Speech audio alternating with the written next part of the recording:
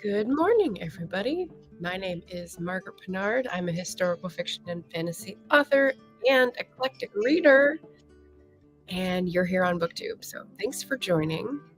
I am here to talk about what else? Oh, Wednesday. So it's a wrap up today. So welcome to that. I'm going to be covering 4 books that I read in about the last week, and you will see one of them does not quite look like the others. So that is part of the eclectic reading, of course. So I'm cozied up here with my tea and happy for you to join me. In case you are new to the channel, here's the little rhyme to remember my video schedule on Sundays and Wednesdays at 11 a.m. Pacific, except when Triple Tag Tuesdays butt in at the end of the month. Or Friday productivity sprints cause me to grin. And this is why I am an author of prose instead of poetry, but there we go. We got there in the end. And just in case you're raring to go for the next week, it's my birthday this week and I'm going away for the weekend, which is pretty exciting. So I will still be doing 2 videos at least a week to satisfy the algorithm. And that means that after today's Wednesday wrap up, my next video will be the Wednesday wrap up for next week. And then I will have Friday, final Friday productivity sprint, as I said, and then a special event on Saturday, which is a write-a-thon with some buddies of mine on AuthorTube. So stay tuned for that. But let's get back to our Wednesday wrap up. And specifically, I've got a question, which I will pop up here. And then we will get to some announcements and what's going on before we dive into the books. So the question of the day for everyone is, do you notice or appreciate the psychology of your fictional character? Does this contribute to your enjoyment? Can you think of examples? Tell me. So I'll leave this up so people can sort of mull it over as I'm talking through my psychology book and my 3 fiction books from the last week. But let's just check in with the announcements as we have that scroller on to remind me. So as you might know, I'm sporting a special like scrunchie here with ribbons. It's giving me Romanov vibes, like Edwardian 1912-ish times. So that is a clue that May of the Moderns is gearing up. So if you don't know what May of the Moderns is, it's the readathon that I started 2 years ago. So this is going to be the 3rd year. And I've got a storygraph challenge. We've got 5 prompts. I've got a playlist that is growing, so I'm just going to pop these into the chat right now. It's only got 4 videos, and 2 of them are mine, but I will be adding everyone who participates in the readathon to this playlist so we can see everyone's fun reads all together. And then finally, I've got the accumulated recommendations of 2.5 years worth of Moderns reading on Bookshop. And when you buy a book through my Bookshop storefront, there's like an affiliate little fee that kicks back a few cents my way, which is great to support the channel. So those are all in the chat in case anyone is interested in reading books written between 1901 and 1945 during the month of May. So other than that, the only thing that's new with me, let's simplify it, is that for April, I'm doing a shorts challenge. So I've got a playlist for that too, and it's in the chat. April is a Camp NaNoWriMo month, which is a way that people are encouraged to write words together in community when they feel a bit new or a bit amateurish, or just like they want other people to be in community with, right, for Nano. And I've never done a camp before, but I've decided to adapt my needs. I don't need help to write words usually, but I do need help trying new things like shorts. It's been like 6 months since multiple people suggested trying shorts out on my channel, and I was like, right? But April is my month for experimenting, so I've got a short for every day in April. Today's is not up because this video preempted it. I needed to prepare for today's reading wrap up. So the short, aka TikTok video, will be up later today. But that's pretty cool. So I'm doing a video, and the video is of me writing a short story scene. So you can be assured that I'm sticking to my word and writing every morning. Okay, so let's take a breath. That's a lot already to be getting on with. But I will leave the question of the day up.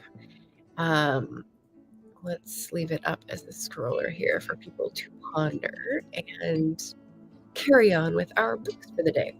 So the first one is going to be Attached: The New Science of Adult Attachment and How It Can Help You Find and Keep Love, by Amir Levine, MD, and Rachel Heller, MA.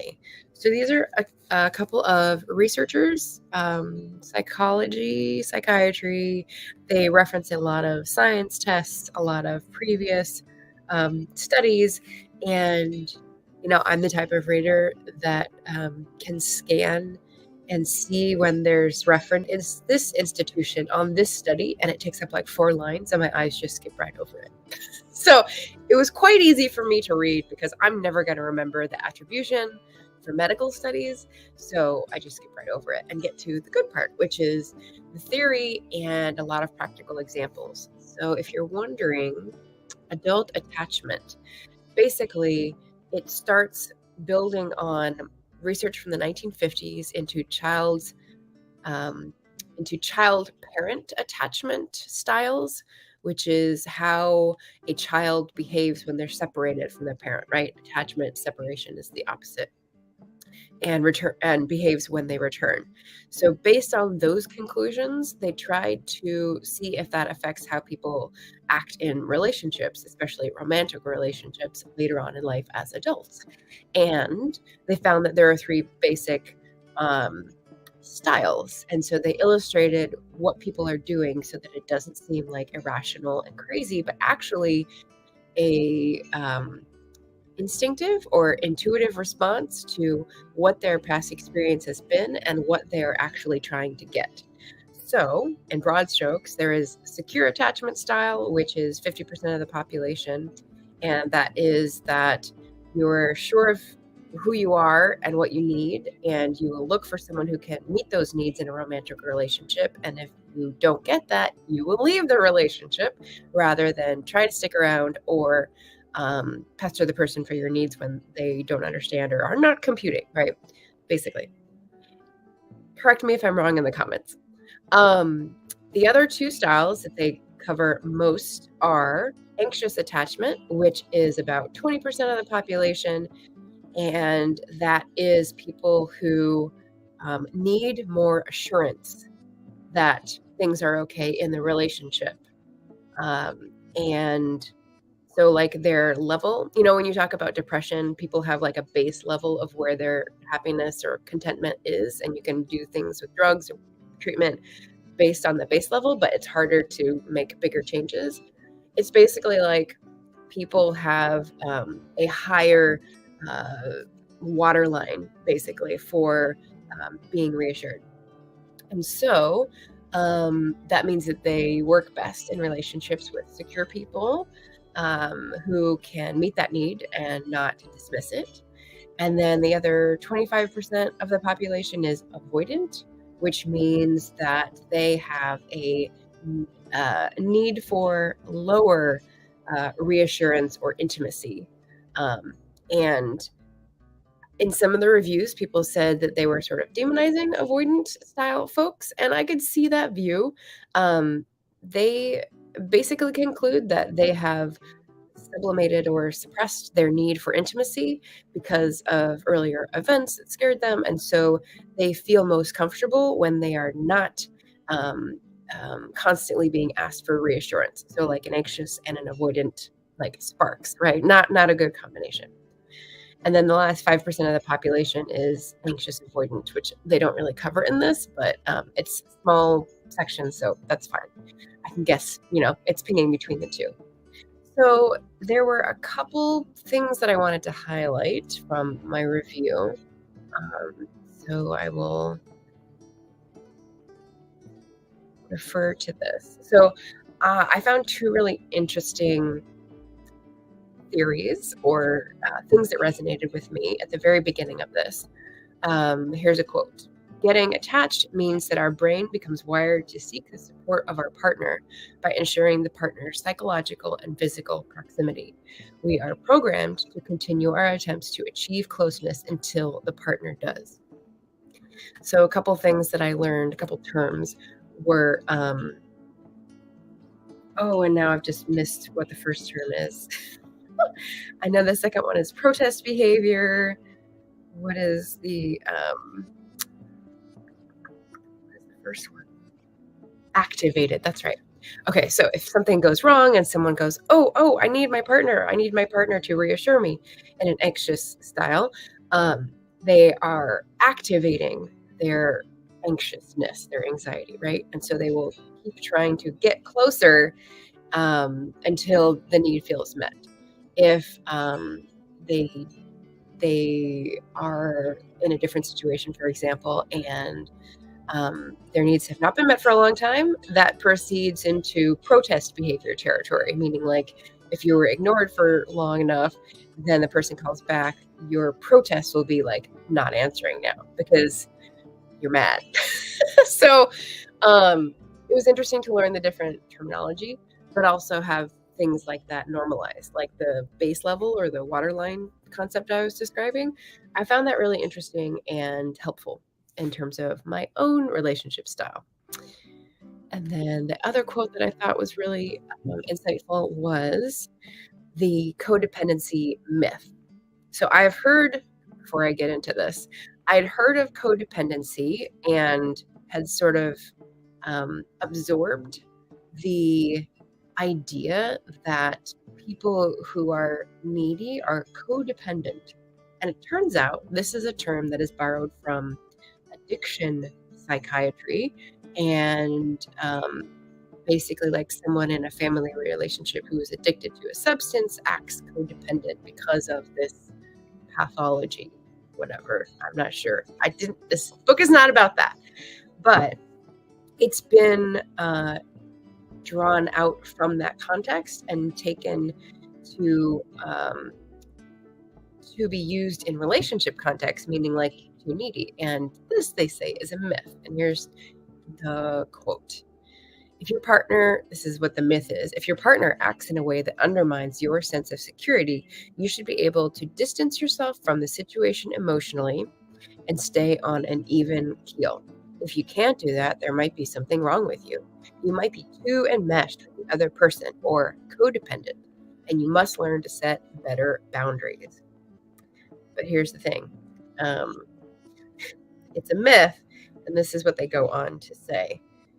The basic premise underlying this point of view, and this is like a paragraph, so buckle in, is that the ideal relationship is one between two self-sufficient people who unite in a mature, respectful way while maintaining clear boundaries. If you develop a strong dependency on your partner, you are deficient in some way and are advised to work on yourself to become more differentiated and develop a greater sense of self. That sound familiar, anybody? The worst possible scenario is that you will end up needing your partner, which is equated with addiction to him or her. And addiction, we all know, is a dangerous prospect. While the teachings of the codependency movement remain immensely helpful in dealing with family members who suffer from substance abuse, as was the initial intention, they can be misleading and even damaging when applied indiscriminately to all relationships. ... But biology tells a very different story. And then we go into like brain chemistry and like evolution and some of the background to the studies and research that say that is BS. It's not a failing to feel like you should be able to depend on your partner. And I appreciated that point very much. So I thought that was pretty useful. I gave this 4 stars. There's a lot of examples, like I said, they're pretty simplistic, they're pretty exaggerated, but they help prove the point and sort of demonstrate their concepts of activation and protest and normalizing behaviors and how to be happy in relationships if you are one of these styles. So I thought that was pretty good. There we go. I'm going to proceed on, and we're going to go to the next book on my list because no one's answered the question. But I also intend to do a video in the future about psychology/relationship books. A couple people have said that they would like to see my recommendations on that, so that is it's on the list, but there's like several lists going at the moment, so thank you for your patience, anyone who has requested that. Okay, so next we're going to go in order of reading here, and let's see, this one. Okay, so the next one we have that I read was a Deanna Rayburn, a Veronica Speedwell mystery. I think this is number 4 in the series, and it's called A Dangerous Collaboration. If you've been on the channel before, you know that I am a fan of Deanna Rayburn. She's pretty magical. I liked her earlier series. She's got, I think, 3 different series now. She's great at like dark, brooding heroes and the slow burn through the series, which I appreciate very much. And she is also great at doing historical, romance, and mystery, which is what I have in the banner here. The 3 books I have this week are all sort of a bit different from each other, but they've all got historical setting down. So this is, if you're looking for a certain flavor, this would be a good video. Deanna Rayburn, queen of Twitter, even though Twitter is imploding as we know it, takes Veronica, who is a lepidopterist in the 1880s, and Stoker, who is a taxidermist slash nature scientist. I can't remember what the word is. And there's no supernatural in this, even though it's a very sparkly, pretty cover. It's just witty banter, and they travel to Cornwall in this, and there's a fake dating, but not with the hero trope, so that's an interesting twist. There's a murder mystery. There's a fantastic ending to the murder mystery, and here I will read from someone else's excellent summation of this. They gave it 4 stars. I think I gave it 3.75. This person on Storygraph, Amanda Beth Rose, says, suspects in a murder mystery trapped on an island at the deceptive invitation of their host is one of my favorite tropes, and this tale is no exception. It's pretty funny. Intrigue, betrayal, mysterious occurrences, and a truly thrilling climax. Oh my God, yes. So my review actually has very little to it. It says, page 287, oh, sweet, sweet relief. Oh, it was so good. And I think that must be the thrilling climax that the reviewer is talking about. So Deanna Rayburn is for those who like very well set up Victorian settings, insights into historical costuming, insights into manners and class structure and expectations for women being flouted by really strong heroines, and lots of humor. Definitely lots of humor. In this book, as I said, they go to Cornwall. The hero's brother, Tiberius, Stoker's brother Tiberius, is going to help a friend, ostensibly, and so she goes along for the ride because there's a special butterfly there, and Stoker goes along because she's going with his brother, and he's like, no. So there was intrigue set up from the beginning, a pretty good mystery, a lovely setting. I definitely want to go to Cornwall after all the romances I've read set there, and a really interesting interweaving of several plots and characters, with a great surprise ending that I did not detect. No, it was very close to the end before I did. So historical romance mystery, Deanna Rayburn, definitely recommend for anyone wanting a little intrigue and romance and humor. And like I said, page 287. Don't sleep on that. So the psychology thing, since we're looking at the quote of the day, and I'm just going to start interpreting it. Attachment styles. So Veronica Speedwell and Stoker. The slow burn that Deanna Raybourn uses in her series is like, let's see, the fake dating trope. People not wanting to depend on each other. So I'd say both Veronica and Stoker are avoidant. They want to be that strong, independent person, but they also like have this undeniable spark with the person that they understand them and they can predict what they need and want and provide that for them. They just need to get over themselves in order to do it. And, if you're worried about not being able to read the series all at once, like I read this book number 4 as a standalone and it was fine. I probably skipped all like the low grade, steamy, teaser scenes, but sometimes skipping ahead in a series rewards a reader. So there we go. But yeah, it's an interesting psychological question to ponder there. Dreaming Truth author, hello. Thanks for stopping by. Gamer was also here just and okay, let's move to the next book number 3. This one is, there we go. Okay, so a different twist.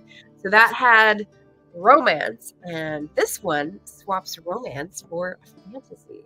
So this is The Bedlam Stacks by Natasha Pulley, and I'd had this on my shelf for a while and was like, just kind of like the mysteries, pulled them out and was like, I want to read something different. Let's just dive in, right?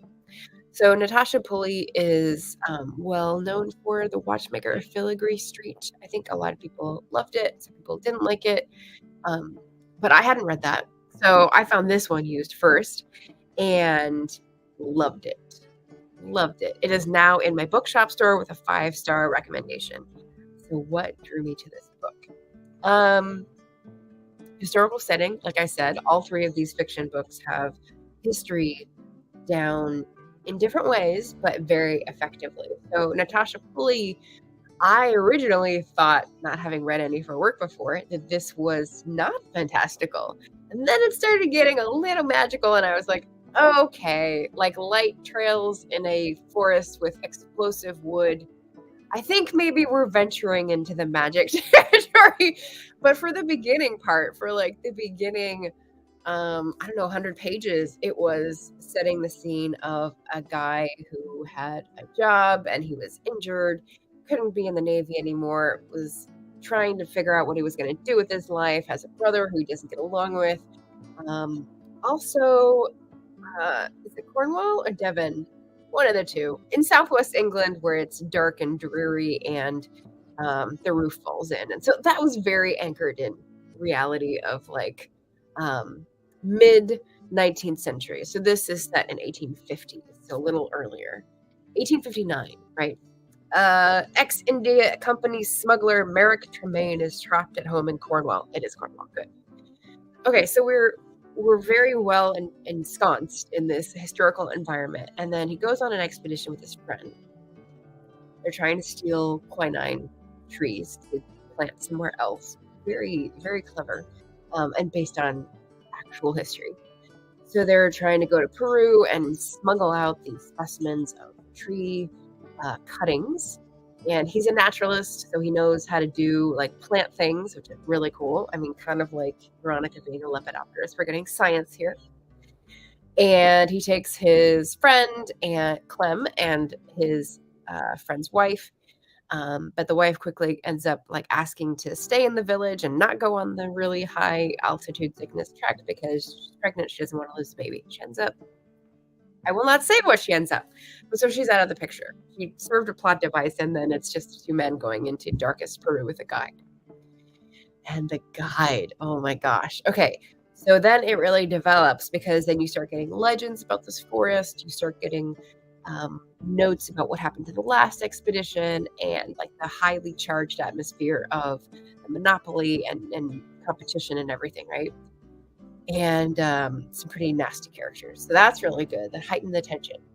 And then you get into the magical part. Like I said, it started referring to trees that blow up, and he started reflecting on his childhood and learning some of the language. And she brings in like actual language acquisition terms and scientific terms for these magical things, which is like, that's what had me be like, wait a minute. But in a delightful way. I loved it. So, some things I will point out for the Bedlam stacks. Also humorous. So he talks about his friend Clem. He said suddenly, which was his version of subtly, like subtlety of attack, right? Beautiful descriptions, foreshadowing, humor, a place that was in my bones and stories and home, but had been as lost to me as Byzantium for years. Just gorgeous writing, um, statues that come to life, the historical explanations of smuggling and undercover like spy operations with stealing plants was awesome. Um, I was the stronger of us by far, but I'd forgotten because I was too used to feeling broken. I'd never felt shame like it. So the emotional relations of the characters also really there, like, so good. Yeah. So I put in my review some of the quotes that I loved. I don't know that the cover really like grabs the right reader. It shows monkeys at the top. Monkeys don't play a big part. It shows a lantern, which okay, I guess it's giving some of the magical realism of the like the pollen that glows. And maybe these are quinine like blossoms, but I don't know. It's nice to have the gold, but it's better than the cover intimates, is what I would say. So historical, yes. Fantasy, yes. Mystery drawn into deepest Peru, also yes. So swashbuckling, get your buckle squashed here for sure. Definitely recommend 5 stars, Natasha Pulley. And I may have to go back to read Watchmaker of Filigree Street. Yes, there we go. And in terms of psychological analysis of the characters, so Merrick, that one quote about like being the stronger one, but forgetting it because he'd felt so broken. So there's no romance in this one. It's two buddies going into Peru. It's him like learning about his father's visits to Peru and his grandfather's history with this community. The community is in this very well described but fantastical place that is formed of like volcanic glass over a river. Sometimes it's hot, sometimes it's cold, depending on the magical things, but described very scientifically, so misleadingly. So I enjoyed that a lot.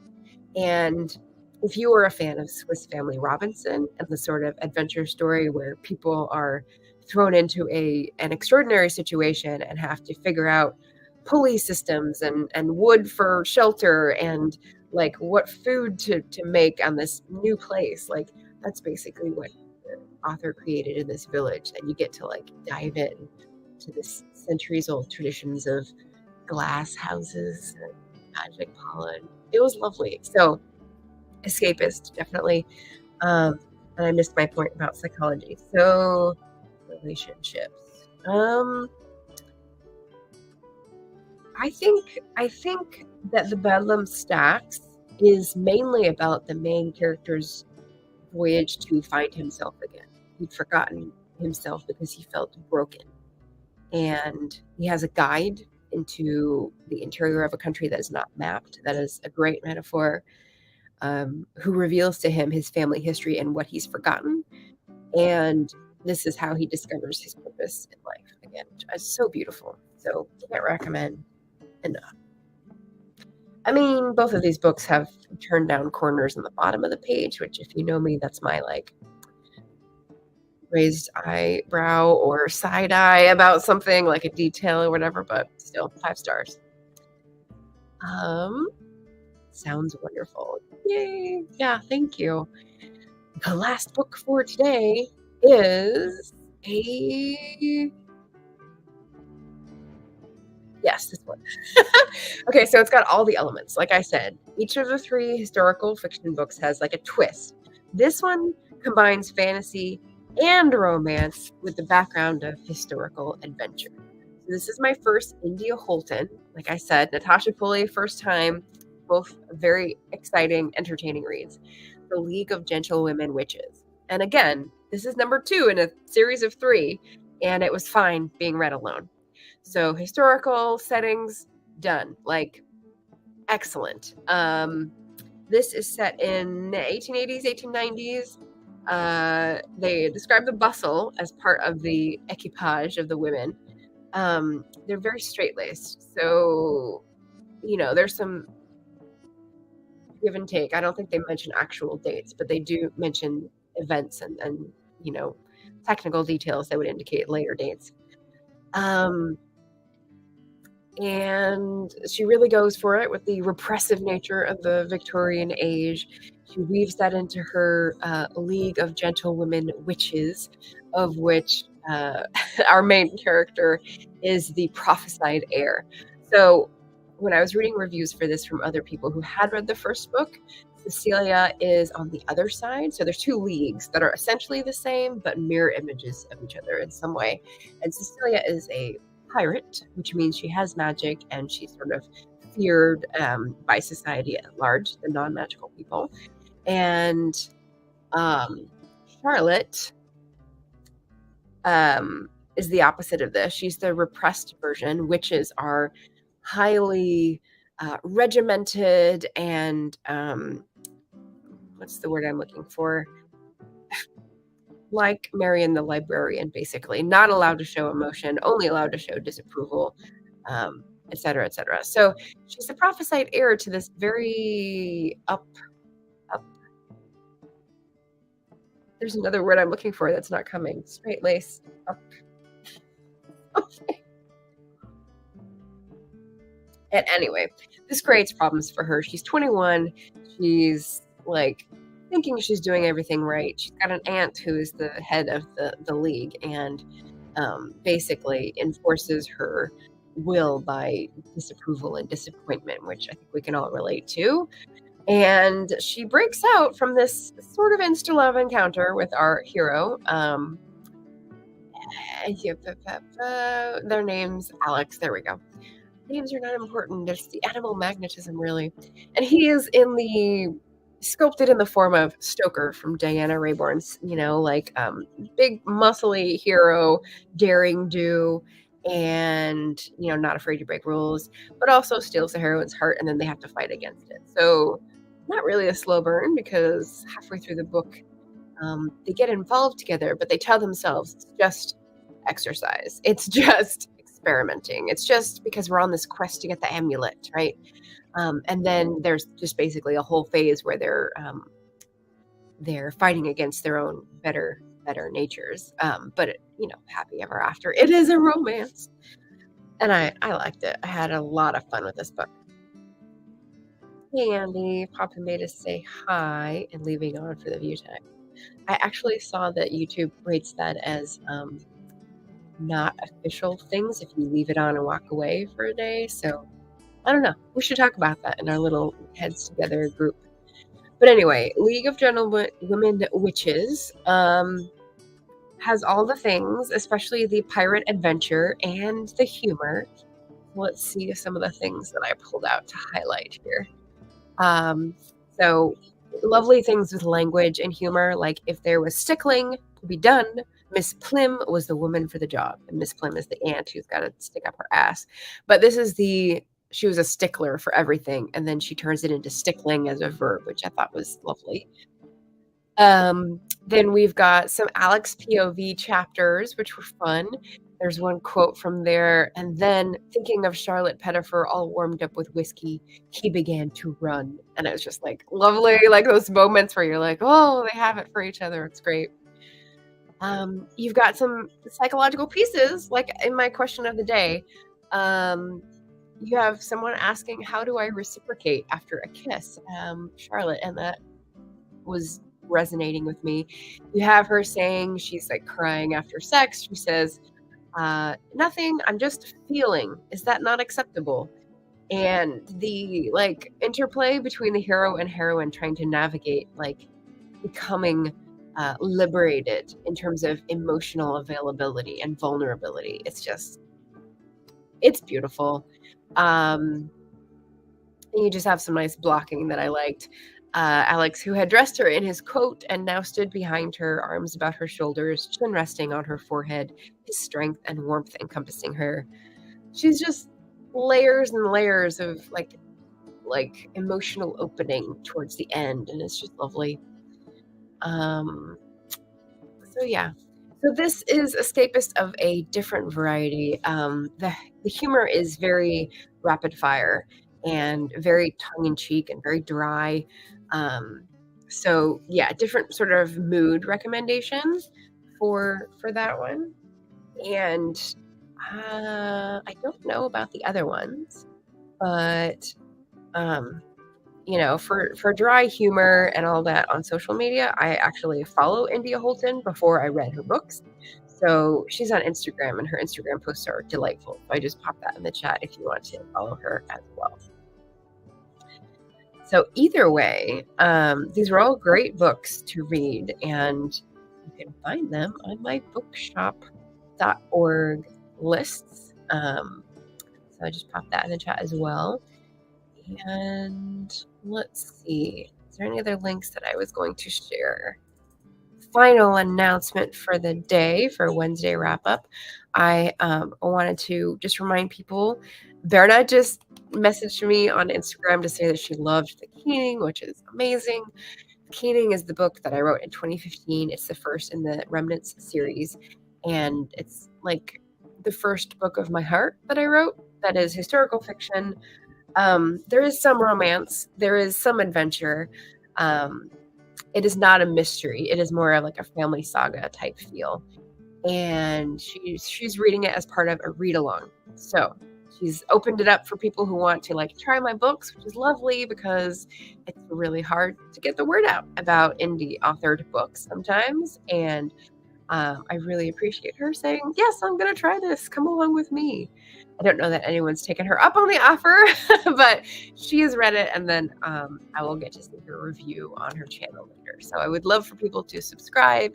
Berna is a sweet booktuber from Turkey, on the west coast of Turkey, and I love listening to her Turkish words of the day every time she puts out a video, and it reminds me of like when I knew some Turkish. So that's always fun. So I think that is it for us today. I will just put up my thank you here. I really enjoyed these 3 historical novels and the Psychology of Relationships book attached. There was no readathon prompt for today, but I do have some coming for next Wednesday. So my next video will be next Wednesday after all the birthday rigmarole. And it will include the final wrap up for my People April. Yeah. So coming up, we've got Wednesday wrap up for People April.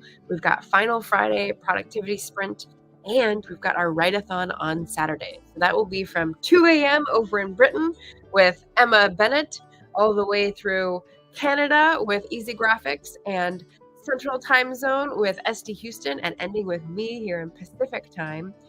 12-hour write-a-thon to help us finish up our Camp Nano goals. So if you are curious about that, we'll each have playlists that'll be easy to follow through. And yeah, it'll be nice. You can just drop in, prance around with some words, and drop out. And we would love to see you there. So that is, I think, all for the day. Just to say Turkish word of the day. Yep. Pretty good. Pretty good. And thank you guys. Yeah, I'm very excited about the write-a-thon and seeing people next week after a little break for me to go to the desert for a little getaway. So I'm turning 42, the answer to the universe, or the meaning of the universe, life, and everything. So we'll see what I have for you when I come back. But that is all for us today. So happy reading, everybody, and see you again next week. Bye.